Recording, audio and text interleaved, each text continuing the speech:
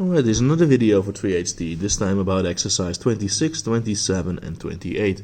My previous video was about calculating angles using either the tangent, the sine or the cosine. This video is about calculating sides using either the tangent, the sine or the cosine.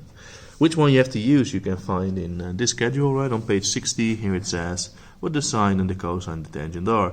For the sine you use the opposite side and the hypotenuse. For the cosine you use the adjacent side and the hypotenuse. And for the tangent you use the opposite side and the adjacent side. Let's take a look at exercise 26. Here we have to calculate sides BC, side QR and side LM. Here we know this angle, angle B, and we also know AC and we want to know BC. So we're going to take a look at this angle. We know that one, that's 26 degrees. Then this side is the opposite side of that angle. And BC is the hypotenuse, because BC is the longest one. So we have the opposite side and the hypotenuse. So this is what you do. First I'm going to write down sin, for this is short for sine, because we use the opposite side and the hypotenuse. If you know the angle, you can write it down there. And then I'm going to write down a fraction. The sin is the opposite side divided by the hypotenuse. So it's 5 divided by BC. And then if you want to calculate what BC is, if you want to know the one on the bottom, you always do divided by. So 5 divided by the sine of 26. And if you do that, then we have the answer. So let me check what the answer is. I have the answer book here. It's 11.41. 11.41. So that's the answer for that one. Then for exercise B, we know this angle, that one is 35. We want to know the opposite side because it's on the other side, and we know the adjacent side. So opposite and adjacent, that means we have to use the tangent. So I'm going to write down 10, and then here we have 35, and then I'm going to write down a fraction again. So opposite divided by adjacent. Well, the opposite side is QR, we don't know that. So QR divided by 8. If you want to know the number on top, in this case we want to know what QR is, then you have to do times. So now we do 8 times the tangent of 35. And if you round it off to 2 decimal places, you get 5.60. And that's how to calculate QR. And then for exercise C, we need to calculate what LM is. We know this angle, that's 56 degrees, and we know that this side is 13. And we want to know that side. Well, this side is the adjacent side. This side is the hypotenuse, and adjacent and hypotenuse means that we have to use the cosine. I'm going to write down the angle now, cosine 56, right? And then we have the adjacent side, so LM divided by 13.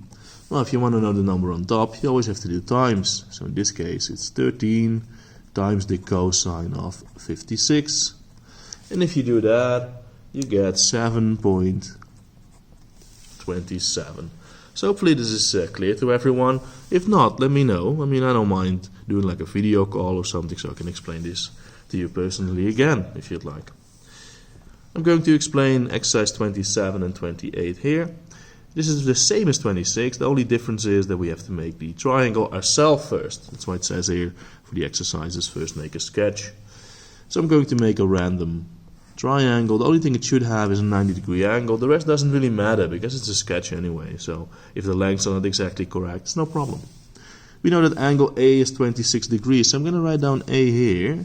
And then this is 26. And then this is B. And then this is C. Because B is 90 degrees and C we don't know. We do know AB. AB is 6.2. Alright, so this is all the information that we get. And we want to calculate AC. That's the one we want to calculate. Looking at this sketch that we just made, we know that AB is 6.2. AB is also the adjacent side for this angle. The one we want to calculate is the hypotenuse. And adjacent and hypotenuse means that we have to use the cosine. So the cosine of 26 is the adjacent side divided by the hypotenuse. So if I want to calculate what AC is, I do 6.2 divided by the cosine of 26. And if you type that into your calculator, then you will get an answer. The answer is 6.90.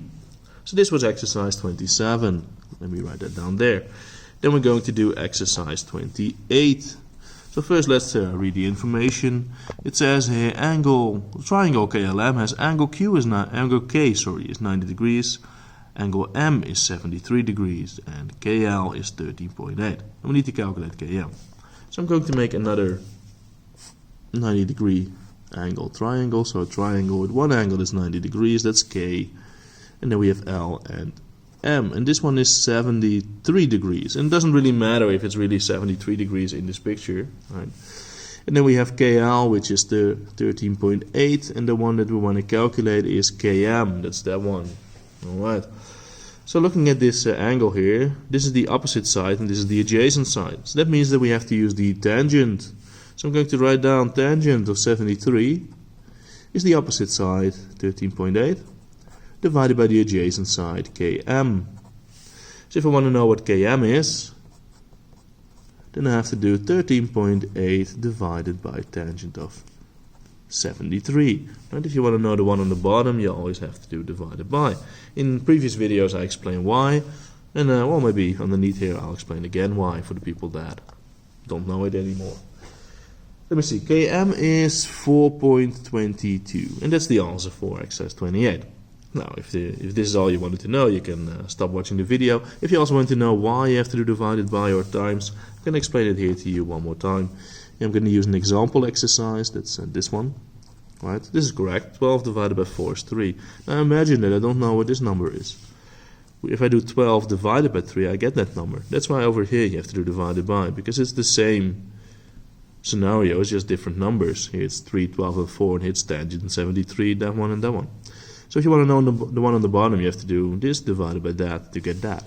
Now if you don't know, let me write this down again, if you don't know the one on top, then you have to do times, because 3 times 4 is 12, right? And that's why. So thank you for watching, and I'll see you in the next video. Bye bye.